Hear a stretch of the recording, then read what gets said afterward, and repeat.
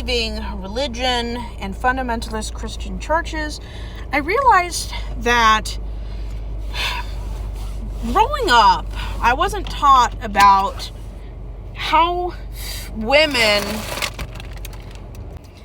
view their own orientation and intimacy, whether it's positive or trauma, as something that's normal. I read books like Every Man's Battle or Every Young Man's Battle, and then I read Every Women's Battle. The way they approached orientation, gender, intimacy, things like that was extremely different to how they went about it in the man-centered books. They acted like women who had a high drive was foreign. Like, it's rare to never that women's intimacy, even their desires, rivals or outmaneuvers a man's. There was never anything that said that not all men want intimacy in the heterosexual way, or even intimacy at all. I mean, asexuality was like never discussed. Might as well be a unicorn, because it was it never reared its head in any church I was in. And what's so sad about all this, and if you didn't know about any of these things, you wouldn't even miss it. That's how insidious the erasure is. Women's libido and drive is so downplayed and minimized. You would not believe it if you didn't grow up in it. They really do act like women are lucky to even enjoy intimacy at all.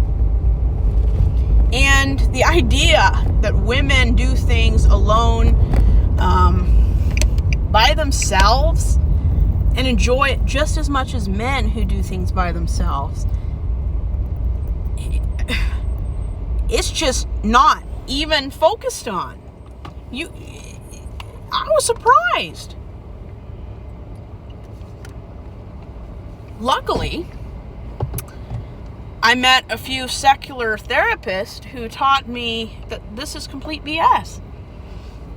Men don't have higher drives just because they're a man. It's all about how your body works. And everyone's libido is going to be different depending on your gender, your age, sometimes your diet, your weight. So many factors. And hormones play a big role in whether people are high, low, or somewhere in between. There is no normal when it comes to intimacy and desire at all. Some people, I mean approximately 1% of the US population, they don't want intimacy or expected relationships. Some want this, some want that. Everyone has complex desires and needs. But imagine growing up in churches, denominations like the biggest ones in North America, and every book makes it sound like a woman is a responder during intimacy. That women don't have agency. That their desire is tied to a man who initiates everything. Women are basically a passenger in their own relationship. I mean, it is unbelievable how misogynistic these writers are. Misogynistic to its core.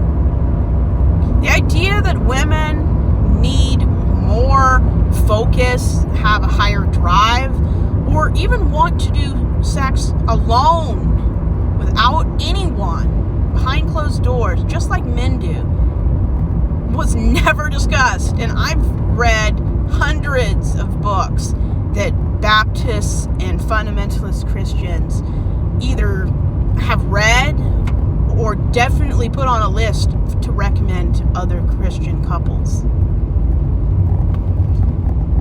I never read a book where, especially in a Christian library or in a Christian magazine or in a Christian library, where women were ever praised for self-exploration. They acted like women were responders, that they didn't initiate things. And if somebody's intimacy in a relationship wasn't right, the woman wasn't doing her job, or their priorities were screwed up.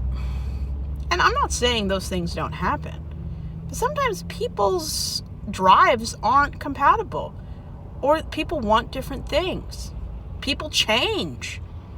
When women go through very extensive changes in their 40s and 50s, that rocks the entire normal for a couple.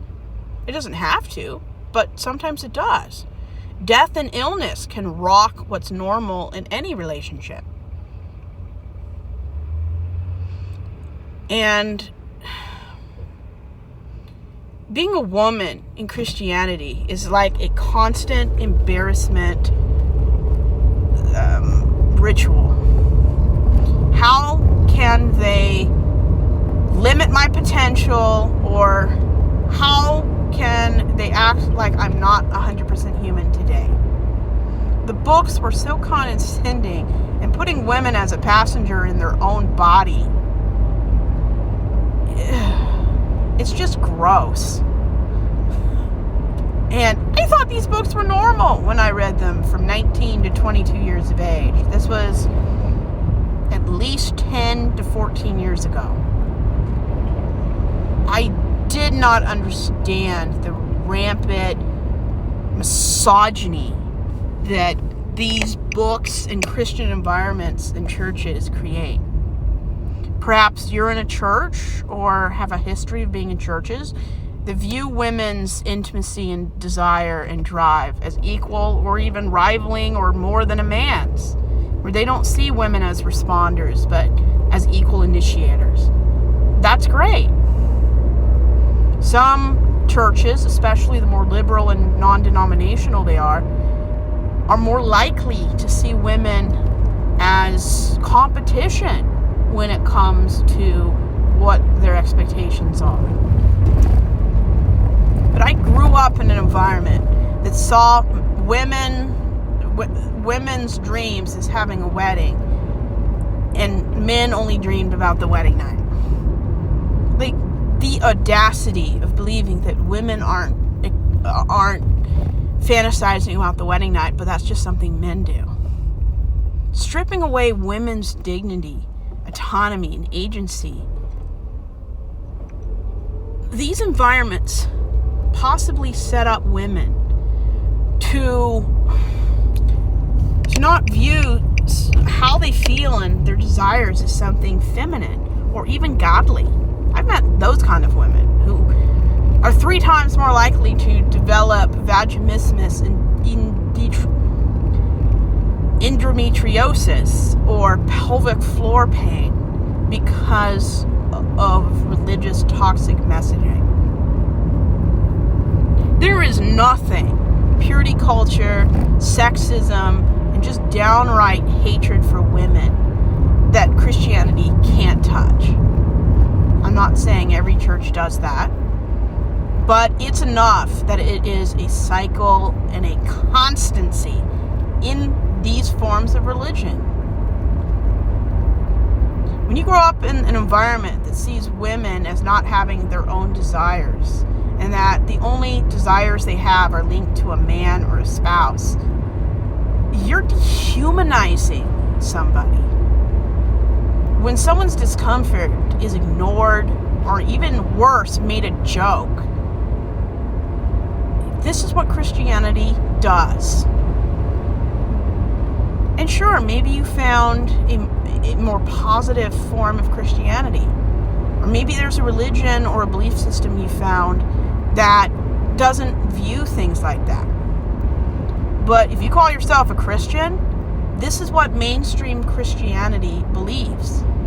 And you can deny it all you want, but that's Christianity to a T. They see women as objects to own and to make use of.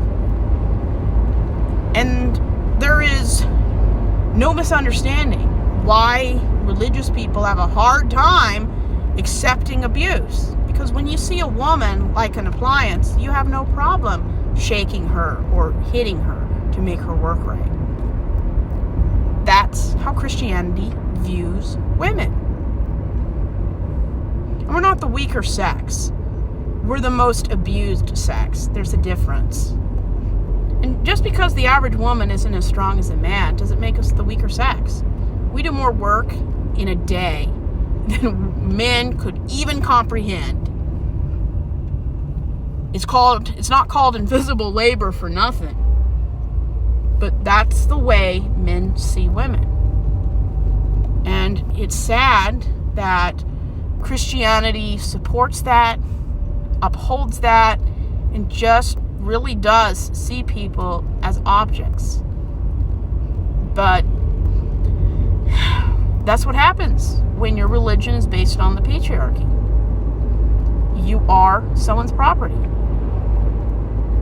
Hopefully, in the next 100 years, we no longer view religion in a positive, uplifting necessity, where we don't vote people into office that use religion to hate people. Because there's enough hate in the world without having God's stamp on it. It's disgusting. And if women are so afraid of being labeled a nymphomaniac due to doing just the things boys do, and they're not labeled anything, how are women supposed to be open and vulnerable about their awkwardness about just having certain feelings? I grew up in a culture that viewed women not enjoying sex at all. Something they had to do because that's what married women do. And I always say, if your partner isn't more enthusiastic than you are to do something, don't do it. It's just that simple. But for some reason, Christians just don't understand. And maybe, hopefully, that will change.